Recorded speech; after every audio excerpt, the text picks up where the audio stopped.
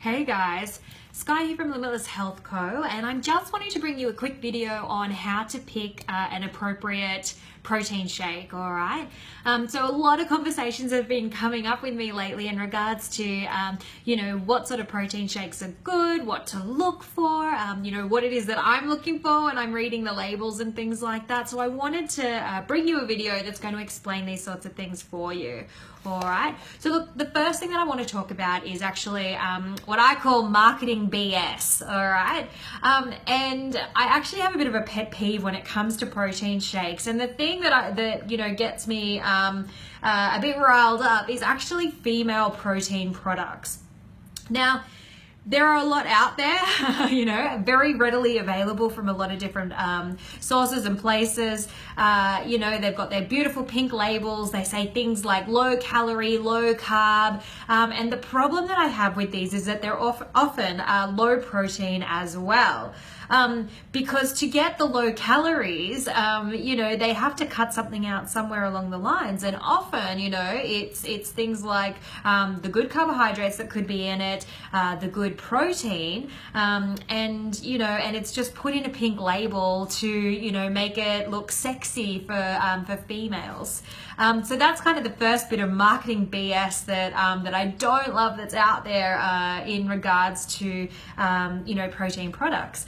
Part of the reason is that our body can in fact soak in about 30 grams of protein at any one time. So basically, if we're having a protein shake, the idea is to get that protein shake or have that protein shake as close to that 30 gram amount as possible.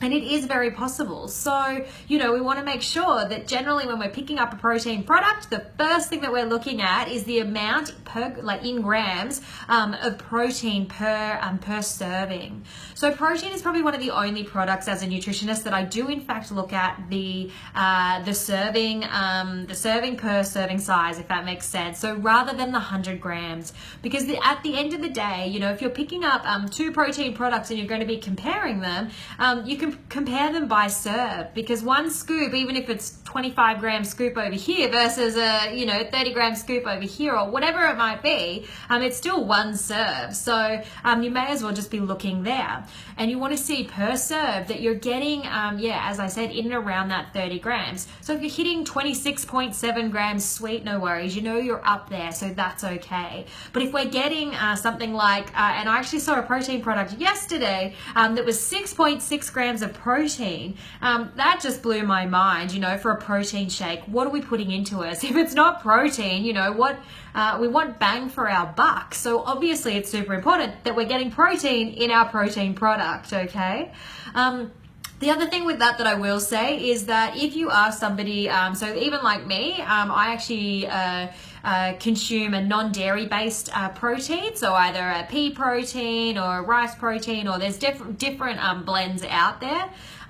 So the protein component, so the protein per grams is going to be less in those products, but we kind of know that, so that's okay. So if we're hitting above 20 grams of protein per serving for non-dairy based protein products, then that's okay too. So just be mindful if you are somebody who does consume dairy and does have a whey protein, as they basically all are for the most part in the general spectrum, you're more likely to hit that higher amount, up near the 30. That's perfect. And on the other hand, if it is a more non-dairy based protein, it's going to be sitting a little bit lower, but that's okay because we know that. The other thing that I'll point out is dirty bulkers. So I don't know if you've heard of that term.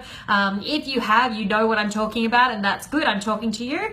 A dirty bulker is something that's super high carb, super high protein, super high everything else, I'm sure, including probably a lot of crap. Again, I bring you back to that same idea that the body can only soak in 30 grams of protein at any one time. So often purchasing these products that claim that they have 62 grams of protein per serve, it's that good old saying, a very expensive we, because you're going to get rid of most of the protein that's within that product rather than absorbing it after a certain point. You're only going to take on a certain amount, okay? Now, the other thing that I look at, obviously secondary to the amount of protein that is in a product, is the sugar, all right? So you can get so many products out there that are more natural. I'm going to reverse for a second. A lot of protein products out there are going to tell you that they're natural, that they're the best protein product, that they're amazing, made from, awesome ingredients. Again, this is all kind of marketing BS. Some of it's real, some of it's not. And so we need to get smart about being able to read those back labels to ensure that what we are getting is what it is saying on the front as well. Front labels we can almost ignore, really, on all products. That's where the sales pitch happens, okay? So what we want to learn is how to read those back things. So first point of call, as I've said, go to the protein. Second point of call is go to the sugar. Now, 4.2 grams of sugar equals 1 teaspoon. So again, let's use the example of the protein I saw yesterday that was only 6.6 grams of protein in this protein product. My goodness. It had 16.7 grams of sugar within one serve. So that's 1, 2, 3, 4 teaspoons of sugar every time that you're having that product. So it was more sugar. It was 4 times the amount, almost 3 times the amount actually, of sugar to protein ratio, and that to me is just ridiculous. So we want to make sure that we're as close to the 0 grams, or at least we're under a teaspoon, because protein products don't necessarily need to have sugar, straight up sugar, as an added ingredient within it. So if we can steer clear of it, if it doesn't have to be there, then let's just not have it. It's that simple. We get enough added sugar in other things, on and off throughout our day. We don't want to be getting it in our protein product that we're hopefully having for health-related reasons. We don't need to be adding the sugar. So have a look at your sugar, all right, and make sure that it's under 4.2 grams. You can look in the ingredients panel next.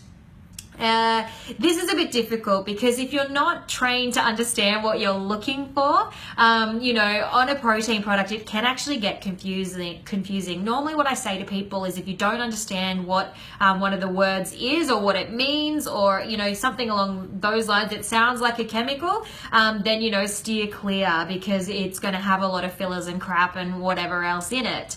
The thing is with protein products, they actually often have a lot of words that I believe a general population person wouldn't actually understand. So it's a little bit different here. Make sure there isn't sugar as an added ingredient, and make sure there isn't too many ingredients to it anyway, because again, we don't necessarily need to have too many ingredients contained within. It can be some basic proteins, some basic amino acids which make up proteins, a sweetener, yes, but not necessarily straight up sugar. It might not say sugar, it'll say something like sucrose, dextrose, stevia, even if it's more on the natural side. I'd prefer the stevia than straight up sugar.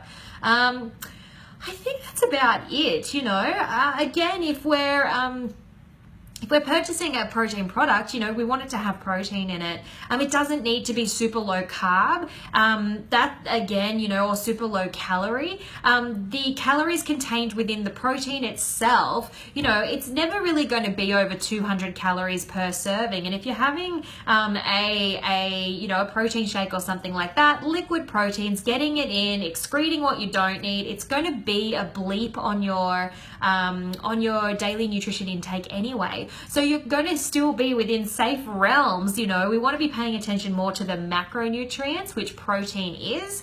Protein is thermogenic, which means we heat up due to consuming it, which means we're actually going to burn calories because we're consuming protein, all right? So again, the calories that are contained within are irrelevant. So if it's, if the front label is going amazing sales, sales pitch on you and saying low calorie, low carb, whatever, there shouldn't really be too many carbs in it. If there are carbs in it, then it should be fine.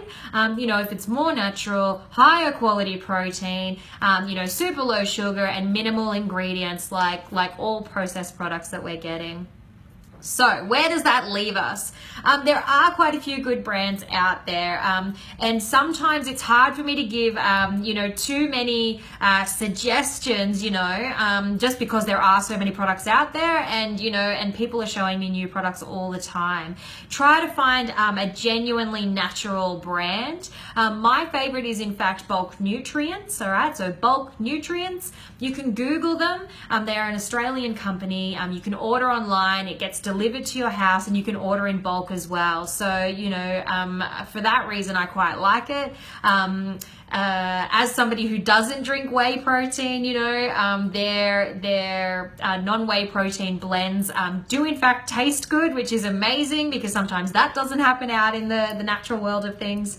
And they're also at pharmaceutical grade, okay? So that means that they are super high quality protein, super low excipients, which just basically means crap, and higher blends of protein. So if you're unsure of what protein you should be having, there is a great go-to straight up, start. I'm not affiliated with them. I just know how to read labels and I compare products all the time. And this happens to be the one that even I consume myself. So that's it from me. That kind of covers protein, how to pick one, what to look for, just as a general guide and a general start, okay? So look, I hope you've enjoyed this.